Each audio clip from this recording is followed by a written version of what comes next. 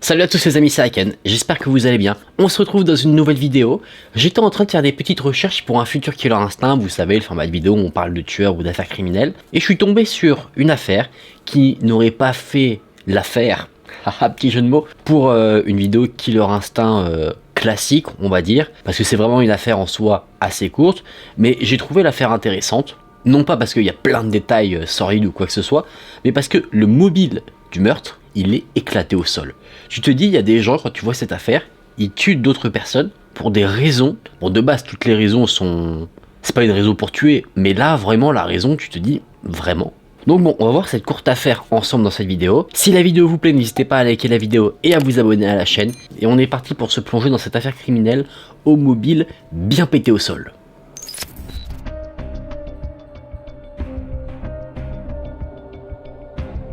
En Californie, dans le quartier de Fallbrook, vivait une famille. Joe Howard Eustachio, un homme de 53 ans qui vivait dans une maison avec sa femme, du nom de Laura Salinas, et ils avaient 2 enfants. Parmi ces 2 enfants, il y en avait un qui était issu d'une précédente relation de Joe Howard. C'était un homme qui était considéré comme généreux, plutôt sympathique, qu'il travaillait alors. Je vais le dire tel que je l'ai vu parce que je ne sais pas du tout en quoi ça consiste comme métier, mais il était analyste orbital au sein de la California Air National Guard.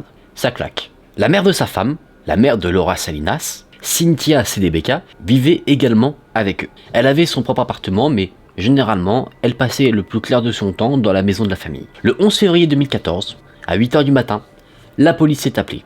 Des coups de feu ont été entendus au domicile de Joe Howard.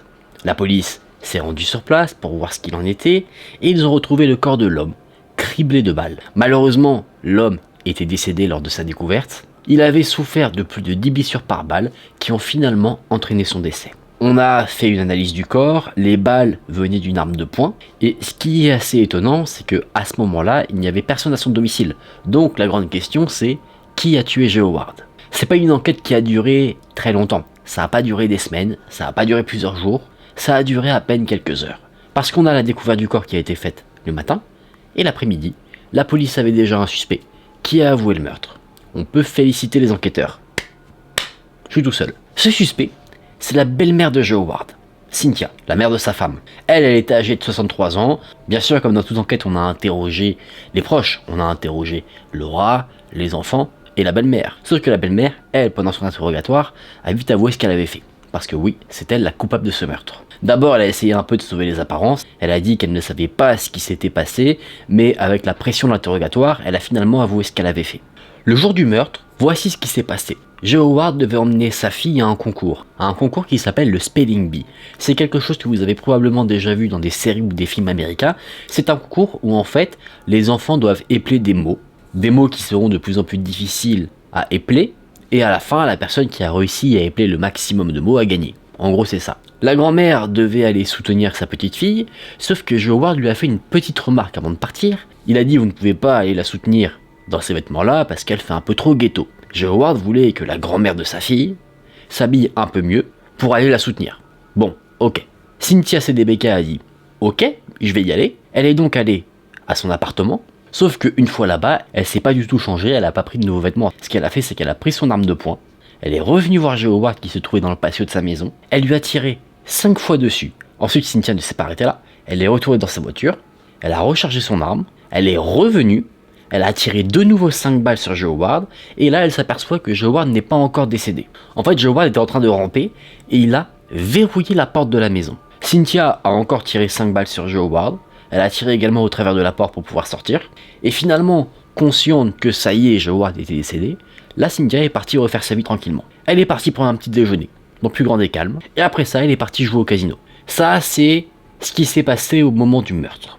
Vous avez la scène. Selon l'enquête des inspecteurs de police, Cynthia dit que, apparemment, Joe Howard était quelqu'un de violent envers sa femme et ses enfants, qu'il avait une éducation plutôt stricte que Cynthia n'approuvait pas. Et en plus de ça, Joe Howard aurait fait à plusieurs reprises des remarques sur le fait que Cynthia fumait. Est-ce que c'est un mobile légitime pour tuer quelqu'un? Laissez-moi en douter. L'enquête laisse également penser que ce qu'a fait Cynthia à ce moment-là n'était pas du tout quelque chose qui a été fait sur un coup de tête. Il pense qu'en réalité, Cynthia s'était préparée à cet événement, qu'elle avait prévu son coup, parce que avant le moment du meurtre, Cynthia s'était déjà entraînée plusieurs fois sur un stand de tir.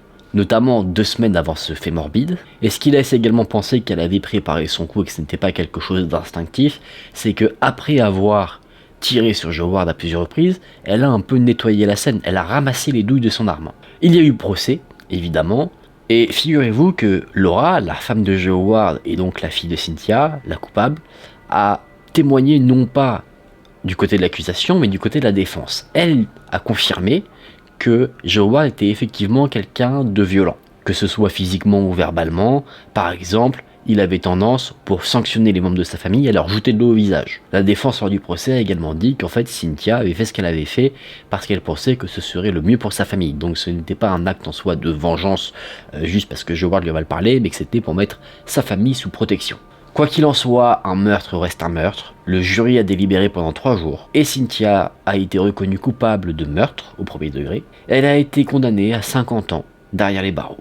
Cynthia est aujourd'hui encore incarcérée. Elle pourra demander, si c'est accepté évidemment, une libération conditionnelle en février 2039. Sachant que Cynthia était quelqu'un d'assez âgé au moment de son incarcération, autant vous dire que c'est fort probable qu'en fait, elle passe les derniers jours de sa vie en prison. C'est là que cette histoire s'arrête, j'espère qu'elle vous a intéressé, on en débrief en se remettant dans une ambiance un peu plus chill. Alors cette histoire, vous en avez pensé quoi? Moi je trouve que c'est une histoire intéressante parce que le mobile qu'on pense être le vrai mobile est totalement éclaté au sol. Mais finalement après quand on se plonge un peu plus dans l'enquête, on voit qu'il n'y avait pas que ça. Après comme je l'ai dit pendant la vidéo, un meurtre ça reste un meurtre, elle a été condamnée. Vous dites-moi ce que vous pensez de cette affaire en commentaire. Est-ce que vous pensez que, on va dire, elle s'est servie un petit peu des différentes raisons qu'elle a évoquées pour tuer Joe Ward et qu'elle ne l'aimait tout simplement pas? Ou alors est-ce que vous pensez que derrière son geste se cachait, selon elle, une bonne action? Qu'elle a vraiment fait ça, non pas tuer pour tuer, mais qu'elle a fait ça pour vraiment mettre en sécurité sa famille. N'hésitez pas à me donner votre avis en commentaire. J'espère que la vidéo vous a plu. Si c'est le cas, n'hésitez pas à liker la vidéo et à vous abonner à la chaîne. On se dit à très vite dans une prochaine vidéo. Prenez soin de vous, c'était Aken. Salut!